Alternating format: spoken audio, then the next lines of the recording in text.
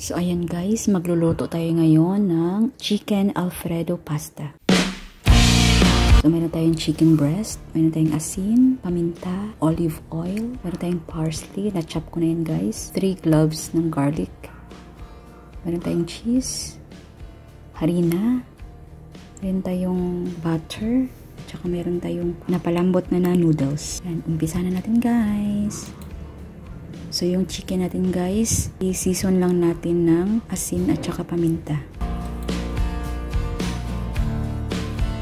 Ayan, ganoon din sa kabila guys.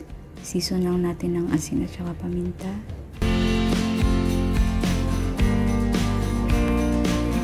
Then, imamassage lang natin para mag-absorb yung ating paminta at saka asin. Maglagay lang tayo ng kunting olive oil sa ating pan.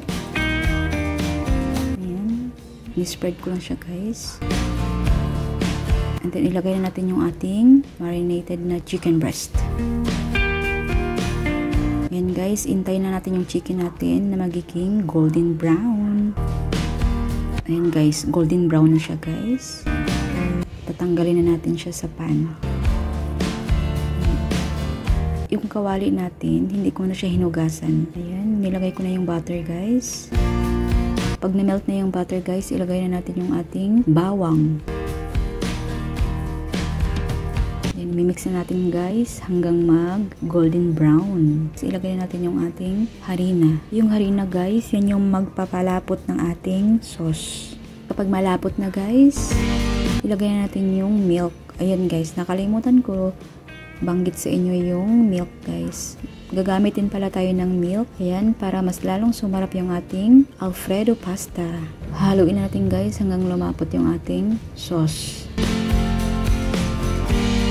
Yung chicken guys, diba dalawa yung naluto natin. Sinlice ko yung isa para i-mix ko doon sa sauce natin. Para mas lalo siyang sumarap at saka malasa yung sauce natin. Tapos yung isa naman guys, yan yung i-toppings natin mamaya. So lagyan natin ng asin at saka paminta guys. Then, ilagay na natin yung ating noodles. Ayan.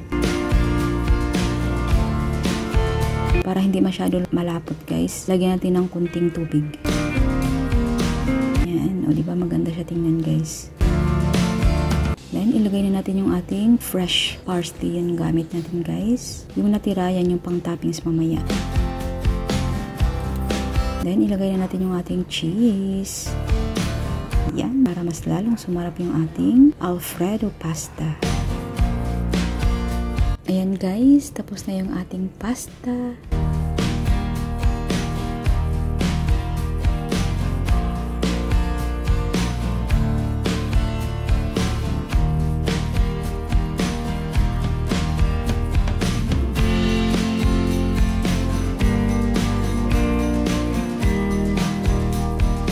Thank you very much for watching guys. God bless us all. Bye.